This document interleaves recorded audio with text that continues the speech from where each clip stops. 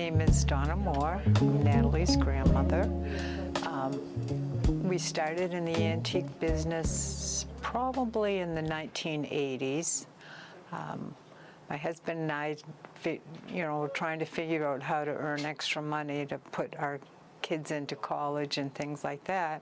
And a good friend of ours was an antique dealer, Bill Graham, and we would go to the library and take out books on antiques and read every one of them. So we started out going to yard sales and finding a few things, and then we went into an antique shop, and it was newly opened, and it was in Kingston, and we were the second highest seller the first week that it opened. So it just blossomed from there. We went to going to auctions, to doing antique shows, and eBay. We started doing eBay in 1998, and it just blossomed from there. We've been doing it for a long time and love it.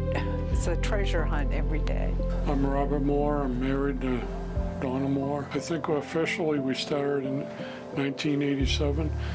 And I was a self-employed carpenter, and I had 3 kids growing up, and I was thinking, they go to college, I'm going to need some extra money. So I thought of ways to supplement our income, and I had a good friend, Bill. His name's Bill Graham III. He was an antique dealer, and his father was before him since he got out of World War II. So they were very good friends of ours, and we gradually got into the business and started selling things, going to flea markets and doing little shows and then bigger shows, and it just took off, and we enjoyed it the whole time. A lot of people will go to auctions. eBay is a great thing, and then they have all these whatnot auctions and everything else. So people think it's like a get-rich-quick thing. You can go to an auction, you can buy some stuff and make a fortune. Well, you really need to have knowledge of what you're buying and what people like.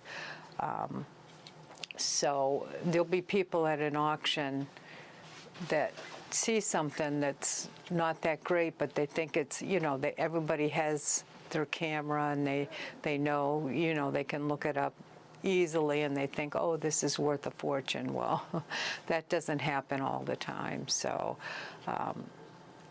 you really have to know what you're buying, and you really have to know if there's a market for it. So things change all the time in the antiques business. Sometimes a piece of furniture will be in, sometimes it'll be out. Sometimes people like to collect glassware, sometimes they don't. So it's an ever-changing scenario. So about antique selling, like dealers, they're all rich and they got tons of money. That's not true, and people think, it's the easiest thing in the world, go buy something and retire. It's definitely a misconception. If anybody would like to get into the business, there's lots of venues you can get on, like eBay. Like I like to help people in my family do eBay. Start by buying things that you like and selling things that you like, because like I said before, if you like something, somebody else is probably going to like them. And collectibles are very popular right now. I don't do like vintage clothing or anything, but yeah, people make a living doing that. So take other people's advice who have done it for years, or don't be discouraged. Just, or buy what you like, and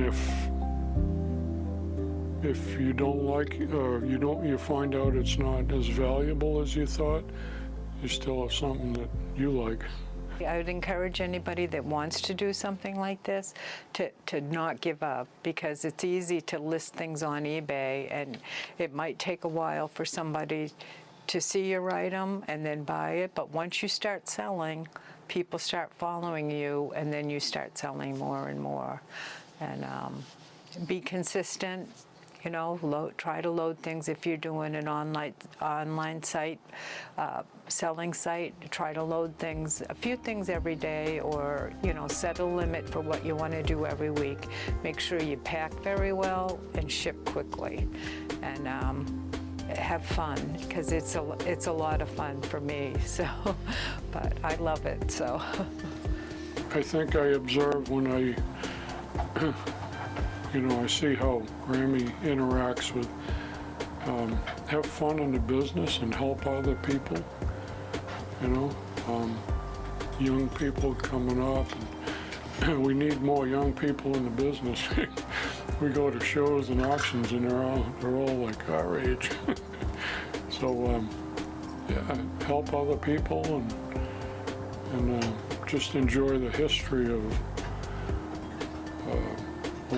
old things